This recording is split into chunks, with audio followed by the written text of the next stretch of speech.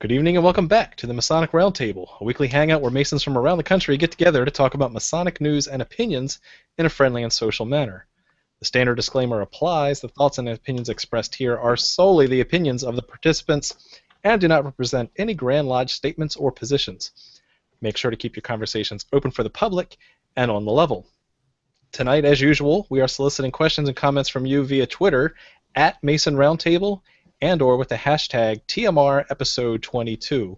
That's TMR episode 22. This one should be an exciting topic because we're getting lots of feedback on the Facebook page, and so if you want to talk about Masonic conspiracies, now's the time to jump in. We'll do a quick run through. My name is John Ruark. I am the past master of the Patriot Lodge number 1957 in Fairfax, Virginia, and I'm currently chaplain and lodge education officer. And I'll hand it off to Jason. Thanks, John. My name is Jason Richards. I'm the senior deacon of Acacia Lodge number 16 in Clifton, Virginia. Great. Juan? My name is Juan Sepulveda. I am a member of Yola Lodge number 207 in Orlando, Florida, and I blog at thewindingstairs.com. Great. Robert?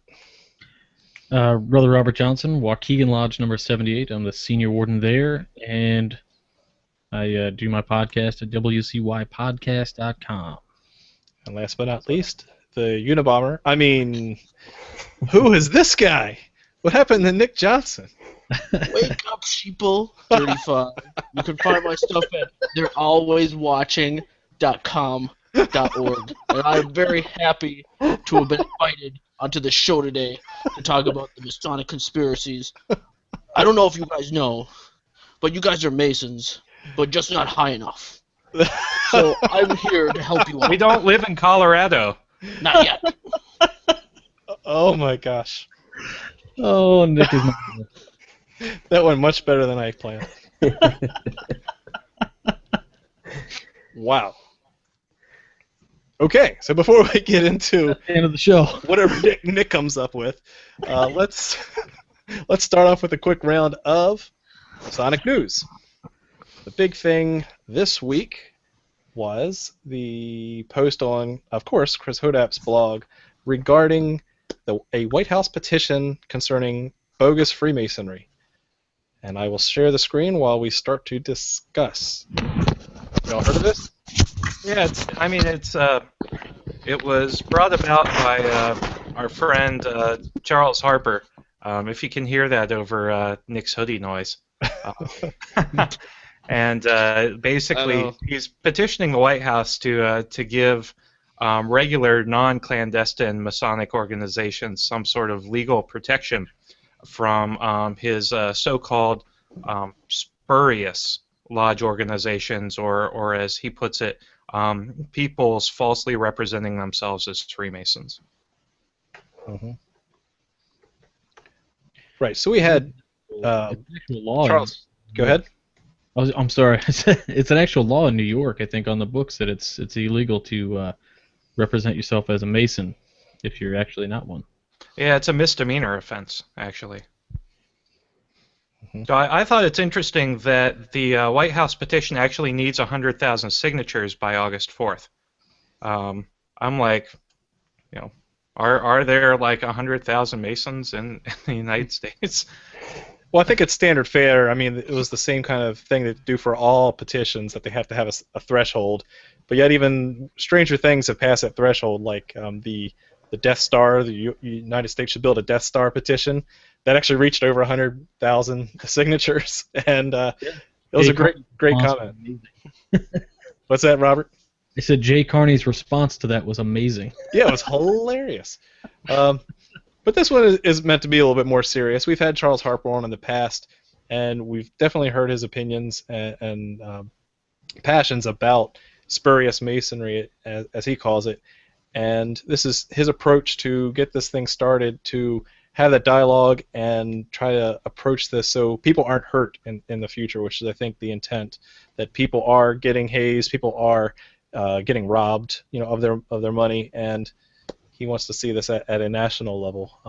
I think you bring up a good point about it being done at the state level in certain states.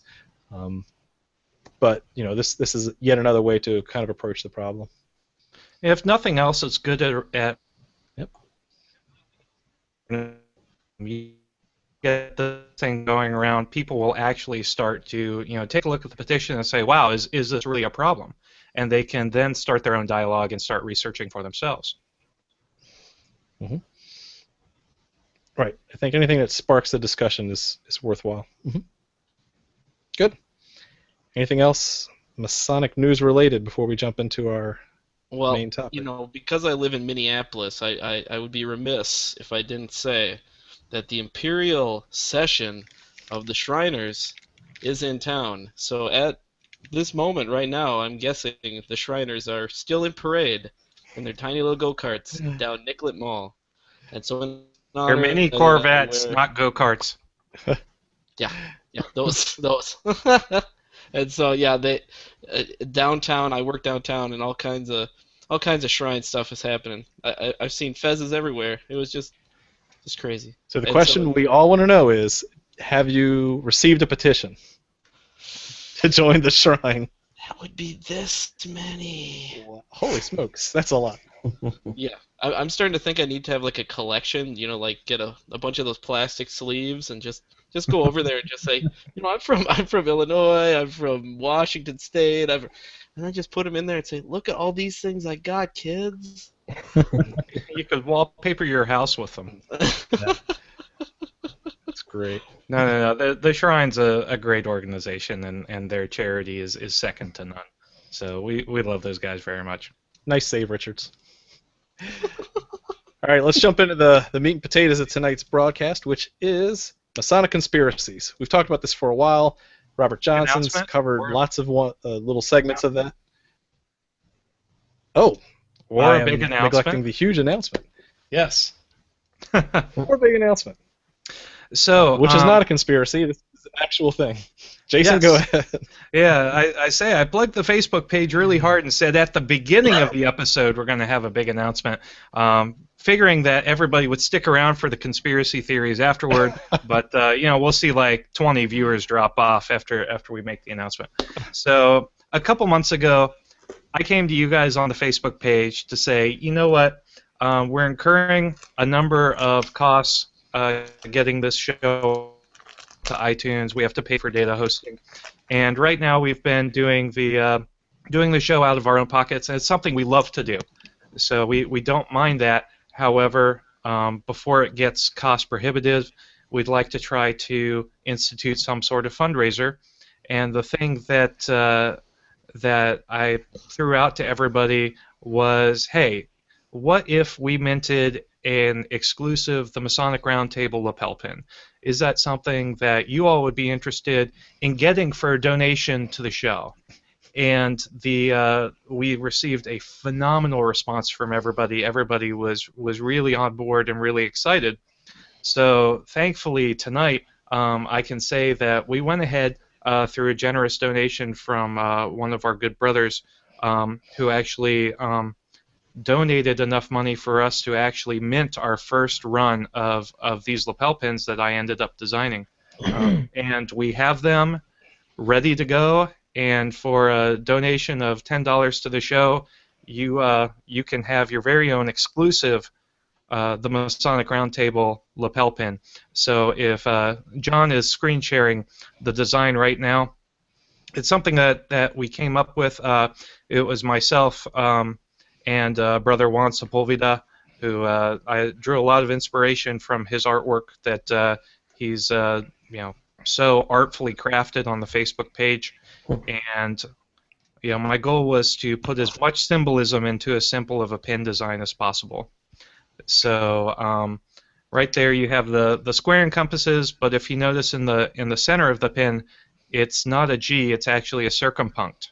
And a circumpunct, of course, as we know, admonishes us to keep our passions within due bounds and manage our time. And it's actually a statement that it is our duty to God to manage our passions and keep ourselves circumscribed within our desires. We also have the triangle. If you'll notice, it actually intersects with every single part of the pin, the square and compass as well as the outer ring.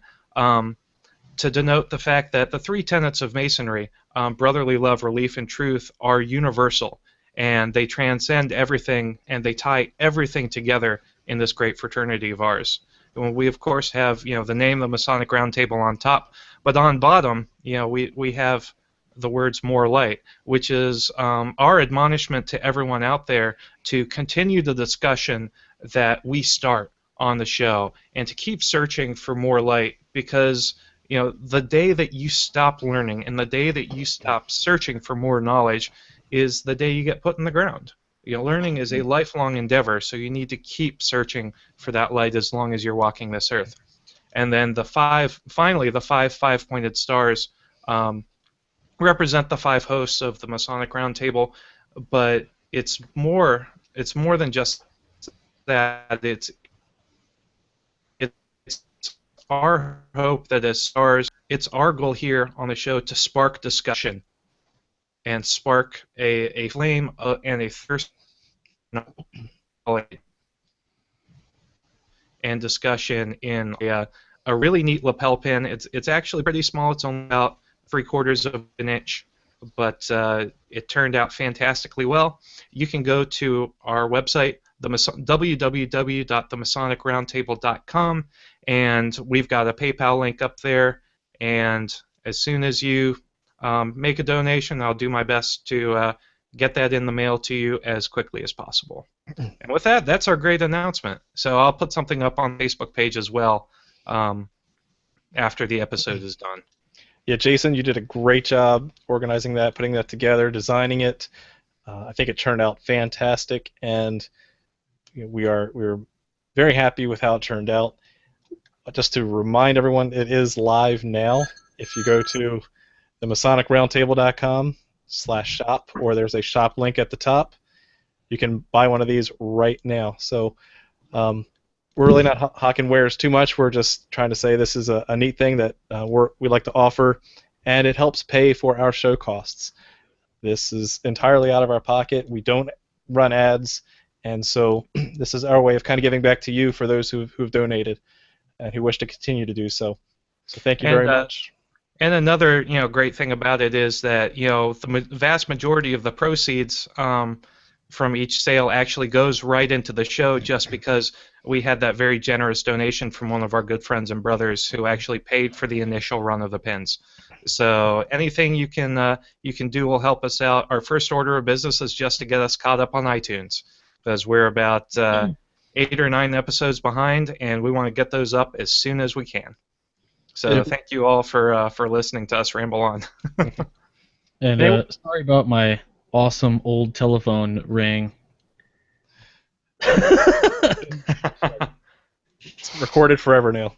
So, and also one thing before I forget, one thing I did want to mention is for those of you who have already donated to the show up through tonight, you guys are going to get one anyway.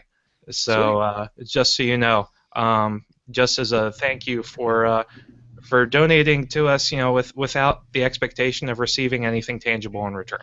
Hey, what's that on your lapel, Jason? I am actually wearing one of these pins, and they turned out fantastic. They're a great lapel pin, lapel accoutrement, and I think everybody will be really happy with them. Sweet, great job, Jason. Yep.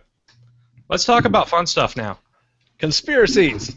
So tonight, the way we're going to handle the topic is we're going to do a round robin. Before the show, each panelist got to pick his or her or his favorite Something we don't know. And we're just going to go around and have a short discussion. It could go forever, right? Because there's plenty to talk about. But let's jump right in. Jason, let's start with your favorite conspiracy theory. Space. 1969. Never happened. You all may not know this, but the Freemasons faked the moon landing. It's true, according to conspiracy theorist Bill Cooper. So, what he has to say, let me bring up my handy-dandy cheat sheet because I didn't memorize any of this. Bill Cooper was a conspiracy theorist who actually passed away back in 2001. his big conspiracy, or one of them, was that NASA and the Freemasons actually faked the Apollo missions on sound stages across the United States, including Disneyland. And specifically, the story of Apollo 13 was contrived as a ginormous metaphor for the Master Mason's degree, because you have the uncertainty and death that resulted from the death of the spaceship during the failure of the mechanics of the space shuttle, or the spaceship. You have the receipt of esoteric knowledge from the astronauts orbiting the moon and going out of contact with Houston, and then you have the rebirth, or the raising, of the Master Mason with the splashdown and the descent back to Earth. And he goes on to say, actually, this has persisted not only in the Apollo space program, but also through the space shuttle program, because the shuttle names are actually Illuminati language. Oh.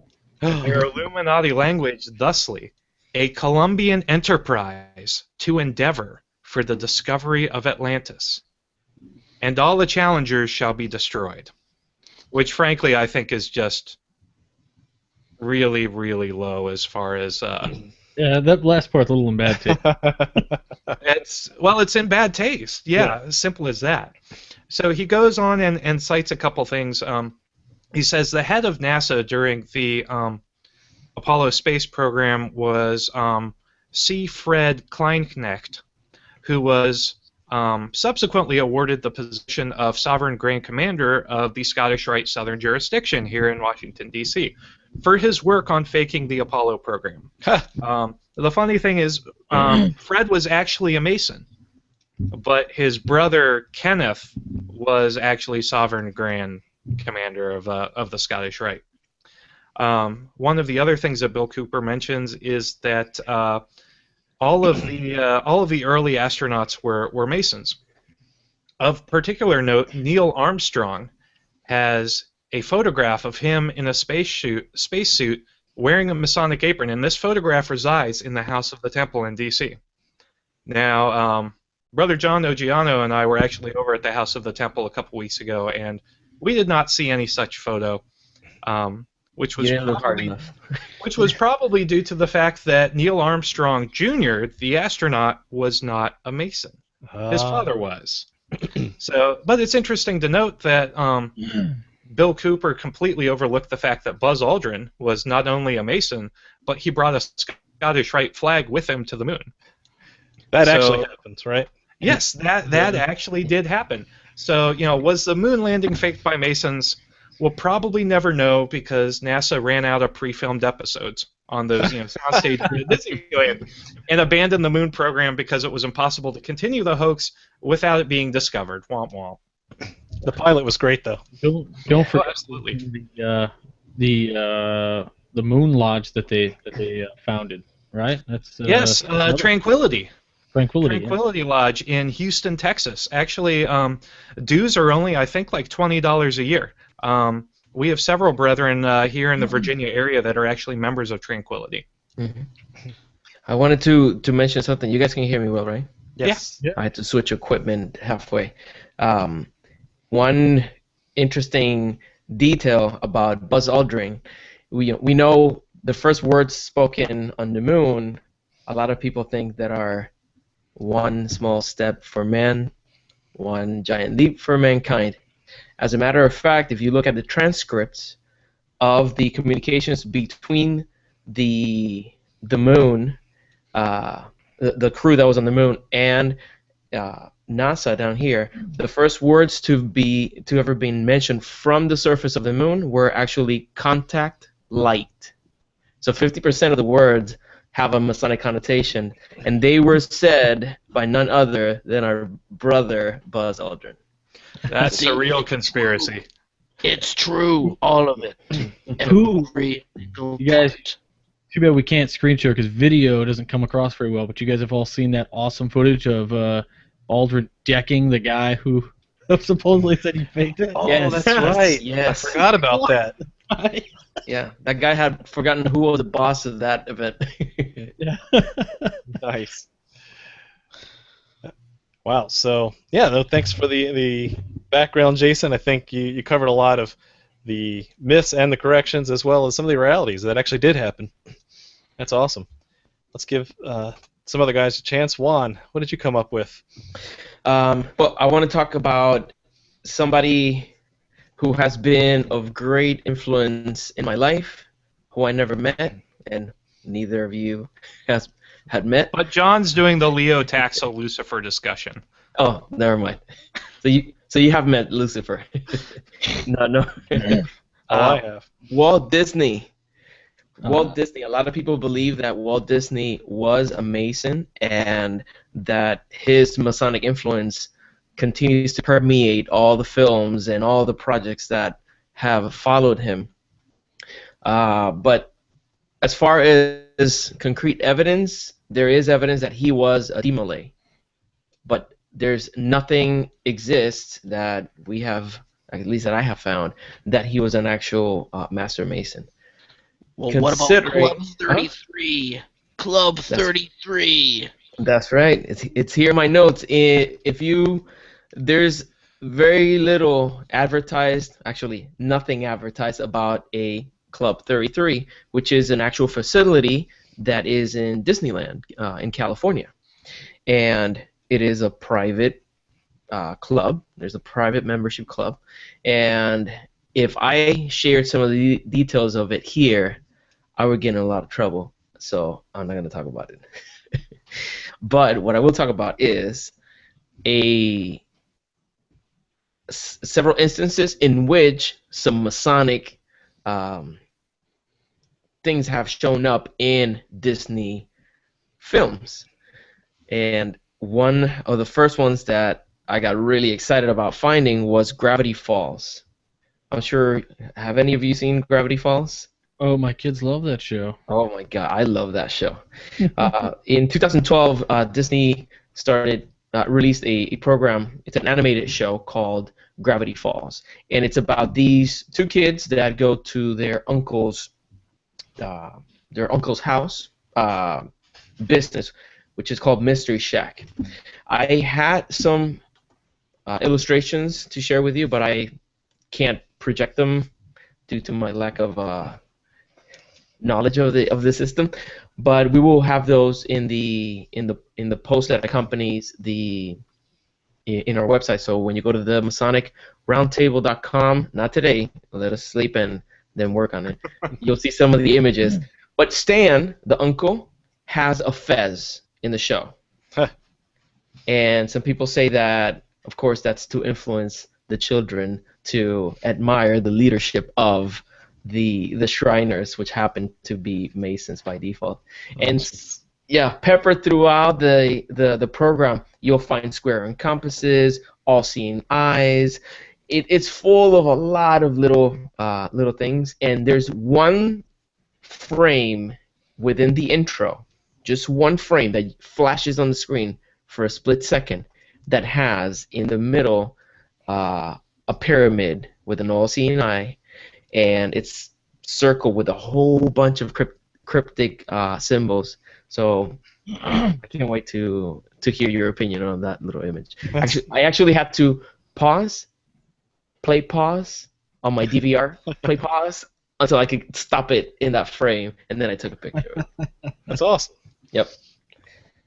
So yeah, I know that Pixar also has added some things in the background. I know there was a square and compass on the back of a rocking chair in one of their CGI films. Yeah. So yeah, there's definitely little things thrown in there. Robert? I think that was an Ants or Ant Bully or one of those. Okay. mm-hmm. Grandma gets up from the chair, and on the back of it. So it wasn't Pixar, but it was definitely inspiring the children, apparently. Yeah. And Frozen. We talked about that. That's great. But that's what I have for now. Nice, thanks. Robert? All right, so mine really isn't so much a conspiracy as kind of looking at facts. So everybody says the plain Masons rule the world. So my thing is that we don't rule the world but we did rule the world. So they say that. Well, so we have 43 presidents if you don't count. Was it Grover Cleveland? Because he was elected twice, not in the same consecutive. I think that's the one. But so 43 presidents, 14 of them were Masons, 225 years of presidency, 73 of those years, America is the America rules the world. You know, people say that the most powerful person in the world is the president of the United States. So for 73 years of America's existence, a Mason has been in control of the world, if you want to look at it that way. Yeah. So even the first president of the Continental Congress, before the United States was the United States, we had the Continental Congress. So the first president of that was Brother Peyton Randolph, who was also a Mason. And he was the first president of Continental Congress, and I think he was the Grand Master of Virginia. So yes, I remember that. Or you were there? We did rule the world for 73 years. I'm older than I look. Wow. So there you go. We did rule the world for 73 years. That's all. It's interesting you bring up the idea of Masons ruling the world. Because actually I was doing a little bit of research in anticipation of this show, and I found the original Masonic conspiracy theorist, who is a gentleman by the name of John Robison, not Robinson, the great Masonic author who talks about the Knights Templar. And in 1798, he published proofs of a conspiracy against all the religions and governments of Europe, carried on in the secret meetings of Freemasons, Illuminati, and reading societies, collected from good authorities. And this is, from my research at least, the first widespread Masonic conspiracy theory involving, Masons ruling everything and trying to subvert everything else that they don't rule. Right. That was kind of cool. Yeah, definitely. I keep that on my bookshelf. I read it every single night. All right, Mr. Tinfoil Hat wearing man. Tell me the secrets that you know. I want to thank you all again for allowing me, Wake Up Sheeple 35, to be on this show to explain exactly why Masons rule the world. I don't know if you've ever heard of a site called FreemasonryWatch.org or com or something like that. Google it. Org. Google it. And you'll see that throughout the world, there are Masons in charge of everything. So let me ask you guys a question. What do Prince Charles, Prince William, George W. Bush, Barack Obama, and Jay-Z and Beyonce all have in common? They're Illuminati. They're all Illuminati and Masons. All of them. Can you believe it? I mean, they're in control of everything. Our entertainment, our government. And you know how I can tell? Because of their handshakes. They go like this. They go like this. You see it? Like that? I don't know if you can see it. And they go like this. And then sometimes they'll hold their hands like this. And that is also a Masonic symbol. I'm sorry if I just violated your guys' obligations or oaths or whatever, but I have to do this for the people. So wake up, sheeple. Wake up. I absolutely love that your lower third says, wake up, people. Oh, my gosh. Listen, wake up, cheap. I have to say, I am watching you. Oh, You see what I did there? I did there. You should go to my site. It's they're all watching you.org.com, I think. Or hold on, let me look. There it is. Watching all of us.org.com. Oh man. So watch out. They're in charge of everything. See, I never understood how, to your point, things got so way out of hand that one screen grab off of an entire library of a musician's career, or of one world leader talking to another world leader, because they happen to be in the same room and they're standing a certain way, that just automatically confirms everything that aligns to whatever conspiracy you choose that day. But yet it's there and people believe it. And I mean, what do you say to that? How do you where do you start the ignorance? It's anybody really. I mean, if you look at in like pop culture and movies, right? They make these loose associations. They'll be like, 1 and 2 is 3, and 3 and 3 is 6. So then they go through the whole thing, and they're, for instance, I think the South Park did a wonderful episode making fun of Independence Day episode, and they had a Jeff Goldblum like character who just strung these random thoughts together to come up with this wild conspiracy theory. And that's what people do. If you look for something, you're going to find it. If you want to see it, you'll see it. Mm-hmm. People, they program themselves. So, I don't know. Interestingly enough, the last president we've had that was a confirmed Freemason was actually Gerald Ford. And I was talking with someone who says, that's actually proof that proof that Masons don't actually run the world, because if Gerald Ford was a Mason, how could he lose to Jimmy Carter? It's yeah, true. Yeah. Well, on the flip haven't side, you seen that picture of President Obama holding the picture with the square and compass in it, and he's handing it off and smiling? I've seen it. It's out there. See, because it's true. It's all true. Photoshop is not a real program. That's just what they tell you to believe, that pictures are real. It's all there. The internet is truth. So speaking of being able to find things where they're really not there at all, It's Photoshop. Yeah, my topic was on Lucifer and how apparently we worship Lucifer or something. I didn't quite get to that degree yet, but where it really came from, if you really go through and search in the Bible, the word Lucifer only shows up once in the entire King James version of the Bible only. All the newer translations have corrected for that. And it shows up in Isaiah 14:12, which says, "How art thou fallen from heaven, O Lucifer, son of the morning? How art thou cut down to the ground, which didst weaken the nations?" That's the only reference.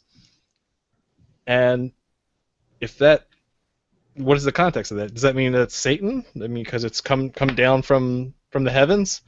Or Well, not quite.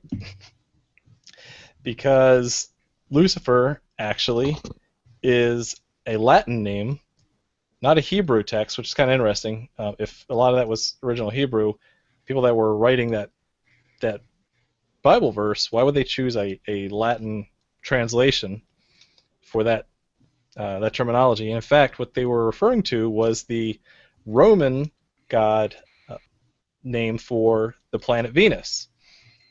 So that they called that Lucifer in Latin. And what Venus was the light bearer. And the reason it's called the light bearer is because it's the planet that you see rising before the sun rises in the morning. You will see the planet. You can see it pretty much every day. Yep. Before the sun rises, Venus rises, and so you know that it is bringing the sun. It is the bearer of the light. And that's all that's really referencing to. Why it's trying to... Of course, it never says anything about Satan. We don't worship anything about Satan. It's a big stretch. It's a misinterpretation. It's a mistranslation. And any Bible text newer than the King James Version has corrected that and called it the dawn star, the morning star, not the Latin term Lucifer. And the flip side of that coin, of course, is people who will misquote the lines of text from Morals and Dogma where Exactly. Lucifer. And of course, he is referencing this King James Version before the correction of the Morning Star. And, thank you so much, Mr. Sepulveda. Juan just pulled the book. So don't make me pull my book. Bam! Hit it, Juan. Yeah. I actually had a conversation with some conspiracy theorists who unleashed on me. No way. That it was a fact that we worship Lucifer because one of the most influential Masons in history had actually written something about Lucifer. And when I went to the text. I found the version from, this is the latest edition, not the latest, but this is Morals and Dogma, annotated edition by Brother De Hoyos. A gem. If you don't have this, find it and get it. Well, if you're in the Scottish Rite. I'll wait. I wasn't ready to pull this out, so continue to talk and see if I can find the reference, because even what Pike says about Lucifer is completely twisted. Right. You know, what people say that he said is completely twisted. Well, and that comes from a gentleman we know by the pen name of Leo Taxel, who actually abandoned his career writing smut. He was actually a writer of pornography, and he received one of the degrees of Masonry, and then decided to go on a vendetta against Masons and ingratiate himself to the Catholic Church.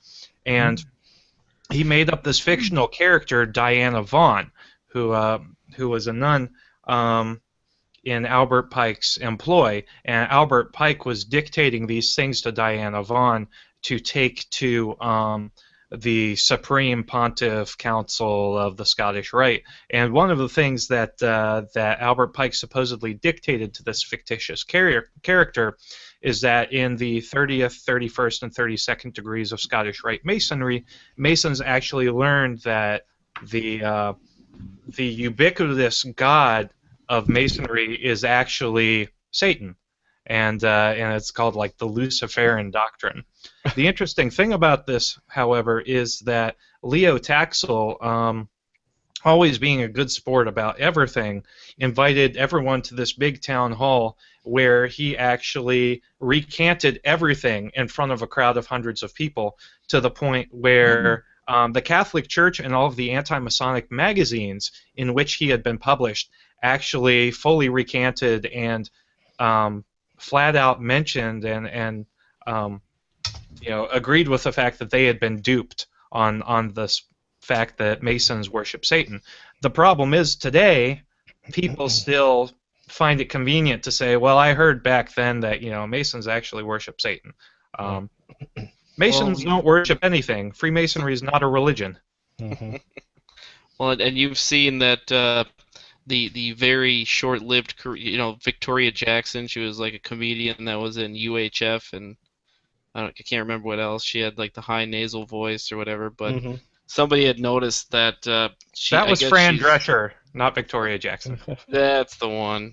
She was on something else, I can't remember. But anyway, she posted on her site, I guess she's got some kind of following. Don't know why, welcome to America. But and she posted pretty much all the Leo Taxel garbage, the stuff from Bill Schnoebelen, every anti-Masonic video you can possibly imagine on YouTube. The John Selza stuff, all that is right there, and it's like, wow. Yeah, and then she goes on to have a second post saying, being repressed. Help! I'm being repressed because come see the violence inherent in the system. Yeah, we're like, there is a little bit of falsehood, as in like the whole thing. Right. Just a minor detail, no big deal. It's like, oh my god! But she has this huge following, which one I don't understand, but again, and two, like it's still coming up. This Leo Taxel stuff still happens. Yeah. And I don't think that that's anything that's going to go away, which is one of the things that I feel, man, at one point, not confronting some of the theories that come out, it was okay because it was just, mouth to mouth, mouth to ear. People were talking and, just talking around, spreading, not like wildfire. Today, with the advent of the internet, these lies and these misconceptions are just spreading at the speed of light. This is something that even if we took our time to confront, we didn't have a chance. So we can only make a difference on the people that we have access to. Make sure that they are not continuing to spread the misinformation and believe things that are not true. And then the flip side of that too is there are just some people you're never going to convince. Yeah. So really, it's up to you to really gauge how deep you want to get into that, because you really should. Alex Jones. Yes. Amen. He loves his conspiracies. The light bearer. The light bearer. You have your fingers, and you know you have your fingers in a lot of stuff. If you watch this show, listen, man, we don't rule the world, buddy. But I love your show. I can't get enough of it. It's entertaining. Was he the one who stood outside of a Masonic picnic or something like that and was like? You know what else he did? He busted. I can't believe none of us hit this tonight. The Bilderbergs. Yeah. He busted into wherever they have it with the giant owl outside for Demeter. Oh, No, that's the. Yeah. Was what is the name of that thing? Oh, it's killing me too. But see, Robert, actually, when you were in town last week or the week before, actually showed you nearby where the Bilderberg group met down in Chantilly, Virginia. Yeah, Brother John Ruark took me on a little quick tour of the D.C., driving around in the car, and he was like, check this out, check this out, check this out. It was blowing my mind the whole time. It was awesome. Thank you. Yeah. Awesome. Let's hit up the social media, Jason. We're running pretty late. Okay, well, first and foremost, apparently Tila Tequila has a YouTube rant about the Masons. No. Epic, according to one of our brethren. I'm making a note because I want to watch that. It is also our good friend Richard Ingham, who said the video on YouTube with the 99th degree Mason interview is way out in left field. If we did still rule the world, we might be better off. At least then we'd be able to decide what to cook for dinner. And I think that's kind of grabbing at the essence of Masonry. We're a bunch of guys who really care about each other a lot, but can't decide for the life of us what we want to have for dinner before a Masonic meeting. Which actually brings me to a point that our friend Lance Cates talked about on the Facebook page before the episode even started. His favorite Masonic conspiracy theory is that Masons devour infants in their Masonic lodges to invoke and trap demons into their Masonic rings to bend their will. And he made the great point afterward. It's like, well, why do we have dinner before the meeting? It doesn't make any sense. Wouldn't you fill up on the appetizer before you get to the main course? Sorry, Maybe Jason. other supposed to talk about that. That's a jurisdictional thing. We need to talk after the episode ends. Sorry. Oh, so Sorry, in Florida. I'm sorry, Juan. No, talk to my grandmaster. I'm definitely not getting my 99th degree now. You're not going to get it. No. I mean, there's a lot of dues I could pay to fill up those 99. The Bohemian Grove is the place that. That's it. There's a meme there, 99 degrees, but the Nope. But Illuminati's not one. Yes. Hold on while I go to Imgur and make that meme. Someone's ready for a Masonic Meme Monday. And that rounds us out for everything we've got on Twitter at this point. Outside of our buddy Frank, who says, "Oh, I donated earlier this week. I guess I'll have to give you guys another $10 for the pin." Feel free to do so, but you've got one coming your way anyway. So excellent. Very cool. Let's wrap up. Let's start with Robert. Oh man! All right, so. Oh man. Oh boy! All right, so if you like Masonic podcasts, of course I have one of those as well. It's called Whence Came You? It's on iTunes and of course Stitcher and all the rest of the good crazy places that you find podcasts. WCY Podcast is the website. I wanted to quickly mention a friend of mine who writes under a name, Brother Tech, just came out with a great book. It's called, well, first of all, I will put the links up on my website, but basically it is a book about Freemasonry for Christians. It's a really cool book, and if you guys buy it, he donates $1 to my show to help keep those lights on and stuff. So if you guys want, check out that book. But certainly not to donate to the show. Check it out because it's a great book. And with that, that's all I have. Thanks. Great. Thanks, Robert. Nick? Oh, Nick Johnson. I want to apologize. That guy that was here before was not me. It was my idiot cousin. His name is Mervin. Mervin? Mervin. Your name is Mervin? So anyway, do not visit his site. They're always whatever. Doesn't matter. Visit my site, millennialfreemason.com, where you'll find a couple of new articles soon because we've got Shrine action going on, and so I'll be heading over there. I'm not a Shriner. Yes, if you have a petition, this is what's going to happen to it. Thank you. Let me put it in my circular file. So anyway, yeah, you can visit my website, millennialfreemason.com, and reddit.com/r/freemasonry is the subreddit that I mod. It's pretty awesome. Sometimes, good stuff shows up. Sometimes it's crazy. We had all of a sudden about 350 new members all in one day, which was a little insane for a tiny little sub. So apparently now I have to be a real mod. So thanks, guys. And that's about it. I'll pass it off to Juan. Great. All right, thank you to everybody for watching the show. Make sure you don't forget to go to our website so you can get one of these beauties. I tell you, the pictures we're sharing on the internet and the video, it just doesn't make it justice. Jason did a great job in putting this together, and we thank him again. I wanted to mention a couple things. First of all, if you like what we do here, I invite you to check out my podcast, The Winding Stairs. You can find it on iTunes and Stitcher, everywhere major podcasts are sold.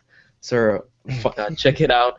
And I wanted to invite you to check out the Midnight Freemasons. I wanted to thank Brother Shimeon for the article that he wrote the other day about an experience that we had. And I don't want to tell you too much about it. Go check out that latest article by Brother Brian. And it really moved me to read it. I feel honored that it was part of that portion of his Masonic and personal life. So I invite you to check it out. And that's it for now. Make sure if you're watching on YouTube, click on the subscribe button, like it, let us know what you think. What's your favorite Masonic conspiracy? Let us know in the bottom of the ones that we discussed, or if you have one that we didn't mention, put it below so that we can discuss it on future episodes. And that's all for me. Great. Thanks, Juan. Jason. All right. Yeah, how to end that show, boy. You know what? People are going to believe what people are going to believe, and a lot of times it's easier to believe what's convenient than what is actually fact. Take a look at my blog, The 2-Foot Ruler Masonry in Plain Language, www.twofootruler.wordpress.com. I am actually holding off on reading Brother Tech's amazing book because I'm in the middle of finishing up a post on my experience as a Christian Freemason and the journey that I've had as a Freemason and a man of Christian faith. And I think you all get a lot out of it. I'm very interested to see how much I overlap with Brother Tech's material. So yeah, go take a look at that. That'll be up in a couple days. Outside of that, if you want pins, we've got them. Nice. Boy, do we have them. We have a ton of them. We're drowning in pins. Please take them off our hands. You won't regret it. They're absolutely fantastic. They came out better than I could have ever imagined. And this, again, is just a way for us to say thank you for caring enough about our show to help us keep the costs down so that we can just keep doing it, because we absolutely love doing this. Honestly, we as the hosts get so much out of the interaction. We've had a lot of people, email us and IM us and Facebook us saying, your show is fantastic. I get so much out of the discussion that you bring forward. We get just as much, if not more, out of the episodes we do each week. Thank you for enabling us to continue sparking these discussions. We couldn't do it without your support and without your help. And this is a little way that we can say thank you for being with us, for engaging with us on Facebook and Twitter and iTunes. Go ahead and like our podcast. Go ahead and subscribe to us on YouTube. Check out www.theMasonicRoundtable.com. Over the next couple days, we will post a boatload of show notes. So everything we've talked about on this episode, we will link direct back to the sources so that you can read for yourself and engage in your own discussions, because that's what the show's all about. So with that, I will turn it back over to you, John. Thank you very much, Jason. Yeah, this was a great show tonight. It was so much to talk about and not enough time. We definitely went over our normal half hour of conversation, and we could have gone on for many, many hours more. I think really the summary of this is that there are going to be conspiracies. People are going to believe what they're going to believe. We are a society with secrets, and secrecy is uncomfortable to others. If you're not part of that in crowd that knows those secrets, that hidden knowledge, then people are going to put their own assumptions together. They're going to assume things. They're going to make logical fallacies and jump to irrational conclusions. And so try to educate what you can. Try to understand yourself. I think really the lesson for me when I kept hearing about these conspiracies was, well, is that true or not? Let me go do my homework first and figure out what I believe, what I know, and where I can find references. And so the more you know, the better you are off.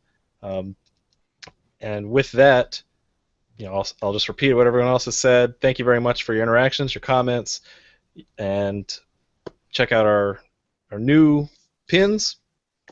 And with that, thank you very much for watching, and keep searching for more light. Have a good night.